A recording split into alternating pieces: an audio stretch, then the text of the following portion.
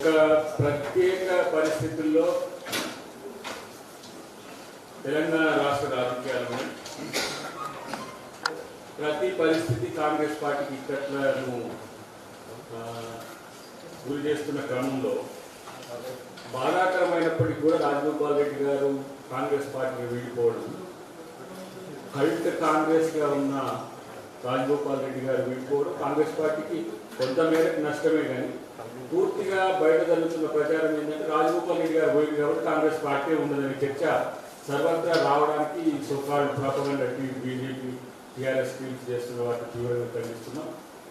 రెండవది, ఈటెల రాజేందర్ గారు కూడా తన అస్తిత్వాన్ని అన్న తన యొక్క సహజ గుణాన్ని కూడా కోల్పోయి మాట్లాడుతున్న తీరు కనుక చూస్తే చాలా విచిత్రంగా అనిపిస్తున్నది. ఇలా కాంగ్రెస్ పార్టీ నాయకులే టీఆర్ఎస్ పార్టీకి దిక్కై, ఇటు బీజేపీకి దిక్కై, దిక్కు మొక్కు లేకుండా ఈరోజు టీఆర్ఎస్ పార్టీ రాష్ట్రంలో తెలంగాణ తెచ్చినామని అధికారంలోకి వచ్చి పాలన ఎట్లా చేస్తుందో చూస్తున్న పరిస్థితి మనం గమనిస్తున్నాం. ఇలా మేము భారతదేశ రాజకీయాలను మారుస్తామని చెప్పి బీజేపీ ఈరోజు దేశ రాజకీయాల్లోకి వచ్చి ప్రజల్ని ఎంత హింసిస్తుందో చూస్తున్నాం. టీఆర్ఎస్ పార్టీకి నాయకులు ఉండరు, కాంగ్రెస్ పార్టీ నాయకులను చేర్చుకోవడం, తమ రాజకీయ అస్తిత్వాన్ని నిలుపుకోవడమే తంతుగా ఈరోజు మాట.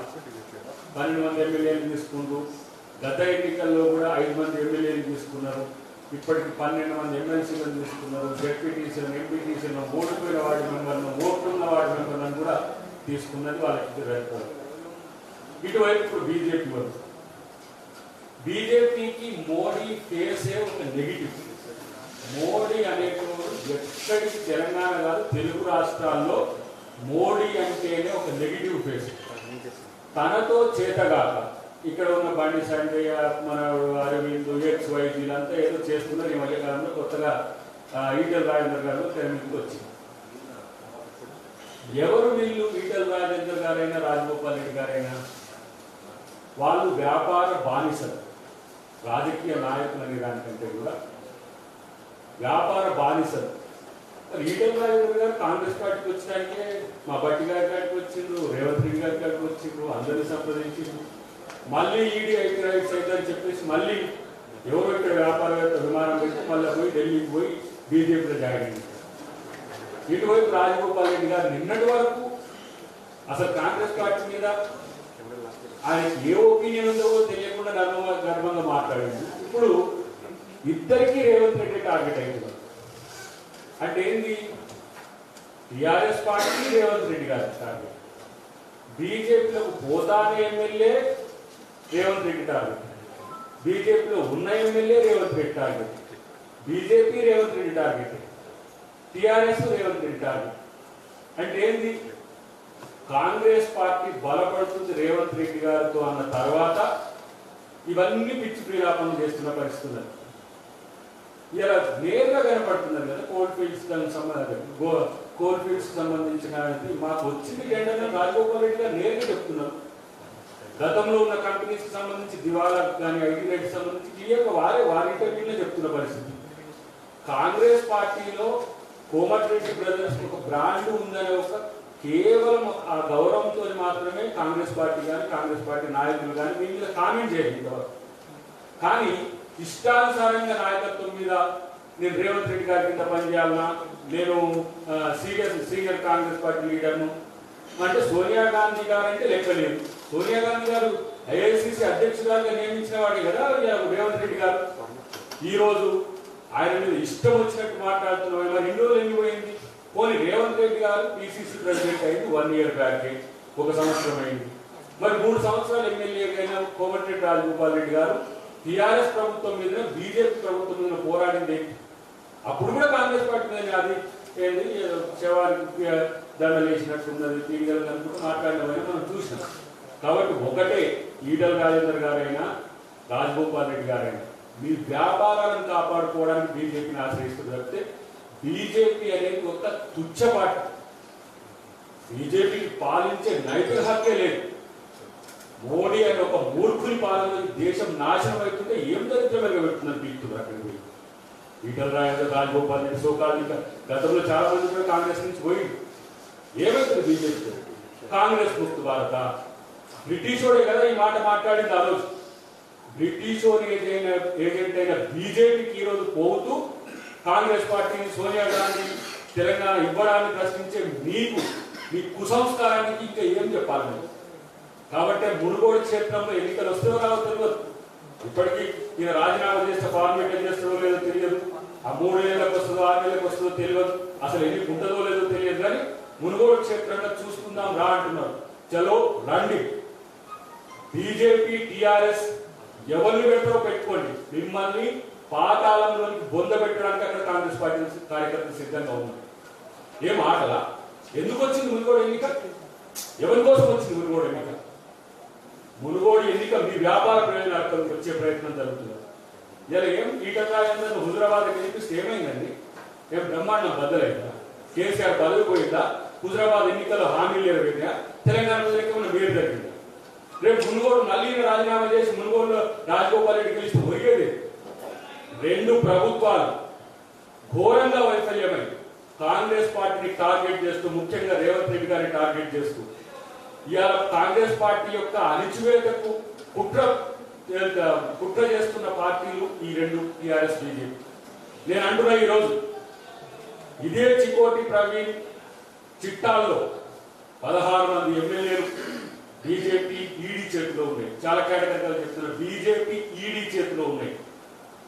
వేల కోట్ల రూపాయల మనీ ల్యాండరింగ్ కేసులు ఇవాళ ఈడీ చేతిలో ఉన్నాయి. ఇవాళ టిఆర్ఎస్ గొంతు నొక్కి ఇవాళ బీజేపీ అక్కడ గెలవాలని ఎత్తుగడుతూ ఉన్నది. దానికి అడ్డం కాంగ్రెస్ పార్టీ ఉన్నది. రేపు కనుక అక్కడ కాంగ్రెస్ పార్టీ గెలిస్తే టిఆర్ఎస్ బీజేపీ పతనం ఖాయమనే ఒక సెమీఫైనల్ గా ఉంటుందనే ఉద్దేశంతో టిఆర్ఎస్ ను లోన్గా తీసుకున్నారు. ఎందుకు మాట్లాడారు కేసీఆర్? మోడీని తరిమి కొడతా అన్నాడు. ఏంది ఈ బీజేపీ కథ ఏంది అన్నాడు. కాంగ్రెస్ పార్టీ కంటే ఎక్కువ తన స్వరం నుంచి మాట్లాడినాడు. ఏడవలేడు. ఒకరు విదేశాల్లో ఒక ఆయన స్కిన్ టైట్ వేసుకొని కాలు కింద ఇంట్లో వెళ్ళాడు. ఒక ఆయన ఏ ఊసు లేదు. ముఖ్యమంత్రి కానీ వాళ్ళ కుటుంబం కానీ ఇప్పుడు ఎందుకు కూల్గా ఉంటున్నారు? ఇప్పుడు టిఆర్ఎస్ పార్టీ కాకుండా బీజేపీకి కాంగ్రెస్ లక్ష్యమైంది. ఎందుకంటే ఇలా టిఆర్ఎస్ మాట్లాడలేని స్థితికి నెట్టివేయబడ్డది. టిఆర్ఎస్ బీజేపీ బ్లాక్ మెయిల్ లో ఉన్నది. ఇవాళ బీజేపీ దేశం మొత్తాన్ని దోచుకున్నది. దేశాన్ని దోచుకున్న దొంగలు బీజేపీ. రాఫెల్ డీల్లో 46,000 కోట్ల రూపాయల అనిల్ అంబానీకి ఇలా కట్టబెట్టిన మోడీ నీతి వాక్యాలు చెప్తాడు. ఇదే సుష్మా స్వరాజ్ గారి కూతురు, ఇదే వసుంధర రాజే గారి కూతురు, ఇదే శివరాజ్ సింగ్ చౌహాన్ అక్రమాలు ఇవన్నీ కూడా కప్పిపుచ్చి మేము నీతి మంత్రులము, కాంగ్రెస్ పార్టీలో అవినీతి చేసింది, మేము అవినీతి చేస్తే టూల్స్ ఇన్స్పెక్టర్ లో ఈడీ డైరెక్టర్ బయటకు వెళ్ళి నేను తప్పు చేశా అని చెప్పి కోర్టు ముందు మోకరించిన భయం చూసినాం. అదే మా రాజా కనుగొని జైలు వేసిన చరిత్ర కాంగ్రెస్ పార్టీ ఆ రోజు ముద్దాయిగా ఉంటే కూడా ఇలా నీరవ్ మోడీలు వాడు లలిత్ మోడీ గాడు ఆ సుస్మితా సేన్ తో డేటింగ్ చేస్తున్నాడు అక్కడ. దీనిగా బీజేపీ ప్రభుత్వానికి ఇచ్చింది. అంబానీలు అదానీలు కొనుక్కుంటుంటే మోడీ అమిత్ షా అమ్ముకుంటున్నారని చర్చ ఉంది. దానిగా ఈటల రాజేందర్ పోయి ఇవాళ దేశానికి మేలు చేస్తానని, దానిగా ఇవాళ రాజగోపాల్ రెడ్డి పోయి మేము ఆ పార్టీని ఏదో మేము సంస్కరిస్తామని చెప్పిపోయేది. దొంగలకు అడ్డా బీజేపీ. ఇవాళ నేను అంటున్న ఒక్క మాట, టిఆర్ఎస్ పార్టీ బీజేపీ చేతిలో కీలు బొమ్మ. ఇవాళ బీజేపీలో అమిత్ షానే కేసీఆర్ ని కాపాడుతున్నాడు. వీళ్ళిద్దరూ తెలంగాణలో కాంగ్రెస్ పార్టీ పవర్ లోకి వస్తే మాకు రాజకీయంగా నష్టం జరుగుతుందనే ఉద్దేశంతోనే 100 కోట్లు వెచ్చించి కాంట్రాక్ట్ ఇస్తూ 100 కోట్లు వెచ్చించి ఎన్నికలు నిర్వహించాలని వీళ్ళే గెలుస్తారు. ఏందో మరి అదేంటో నాకు అర్థం కాదు. ఒక ఆయన దుబ్బాక బీజేపీ గెలిస్తే నాగార్జున సాగర్ టీఆర్ఎస్ గెలుస్తుంది. మళ్ళీ ఇప్పుడు దాని పేరేంటి హుజురాబాద్ బీజేపీ గెలిస్తే ఇక్కడ నేను టీఆర్ఎస్ గెలవాలనుకున్నట్టు దొంగలు ఊరు పంచుకున్నట్టుగా కనపడుతున్న పరిస్థితి ఉన్నది. కాబట్టి నేనేమంటున్నా, మీరు మీ రాజకీయ అస్తిత్వం చూసుకుంటే చూసుకోండి.